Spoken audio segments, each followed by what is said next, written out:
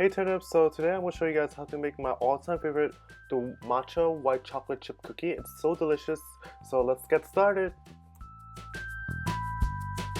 So this is a video that I took a while ago, and I had my friend Jenny help me with my baking session, and she added the granulated sugar, and here's the matcha powder. So just simply combine the two ingredients together and just mix. And this recipe's ingredients and measurements can be found in the description box down below, so feel free to check it out. And I've also modified this recipe slightly from Salau's blog, so if you guys want to see the original recipe, I've also placed a link down in the description box as well. So you guys can go over there and check it out. So here is my all-purpose flour, and I'm sifting it, and by sifting your all-purpose flour, it will just give it a lighter feeling, and it will just make your cookie more evenly distributed. And this cookie is going to have that nice slight little crunch at the very top, and it's going to be so chewy at the very middle, and it's going to be really delicious, and I think you guys will love it because I really adore this recipe, and it's something that I use for a lot of my bake sales.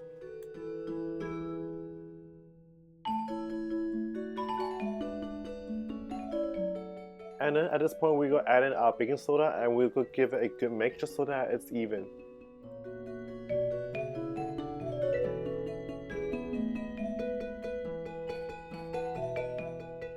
So for this recipe, you guys need to use brown sugar. I recommend using the light brown sugar just so that you guys can emphasize more of that light green matcha color. And you guys like the color matcha and you guys want it to be light brown sugar is such an awesome choice. And I just added a couple sprinkles of sea salt, and salt will definitely enhance the flavor. And going back to brown sugar, you guys have to measure it by tightly packing into the cup, and that's the correct way of measuring. And then we are going to mix all together.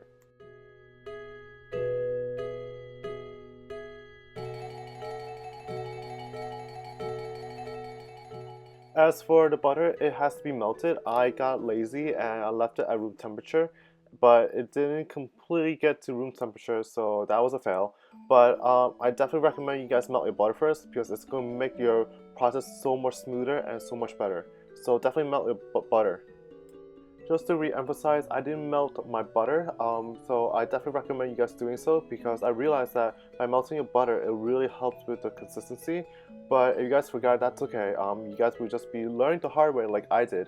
And then once you guys have your melted butter, make sure that it's not overly hot so that when you guys add in your egg yolks, as shown right here, and you guys are trying to mix it, your egg yolk does not get cooked in the process.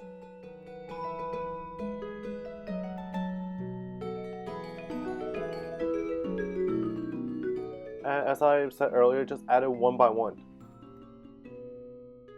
So after adding all your egg yolks, you guys should have a relatively smooth consistency. Mine is still chunky because my butter was not completely melted, but that's okay. We are going to move on to the next step.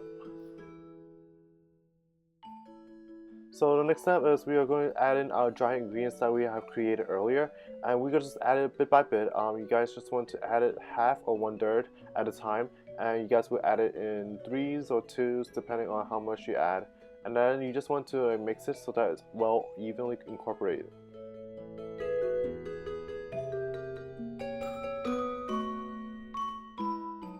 And just to spice things a little bit more, I really love the taste and flavor of matcha.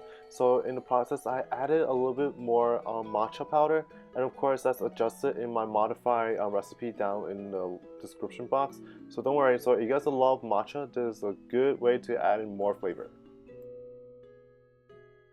And of course at this point we are going to add in our white chocolate chips, and if you guys love chocolate chips, feel free to add as much as you want. If you guys just want a couple of chocolate chips in your batter, you guys can adjust that to your own liking. As you guys can see, my batter is a little bit drier because my butter was not melted. So if you guys melted your butter should be relatively smoother than mine.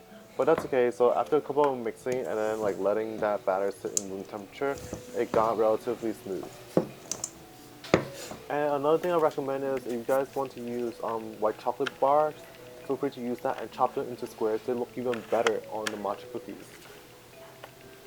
So using your handy dandy ice cream scoopers, or you guys could roll up into small balls, you guys are going to make that, and then you guys can flatten them out and bake it at an oven that's preheated at a 325 degrees Fahrenheit and bake it for 20 minutes. Hey turnips, thank you guys so much for watching. I hope you guys enjoyed this easy and delicious tutorial on how to make the matcha white chocolate chip cookie.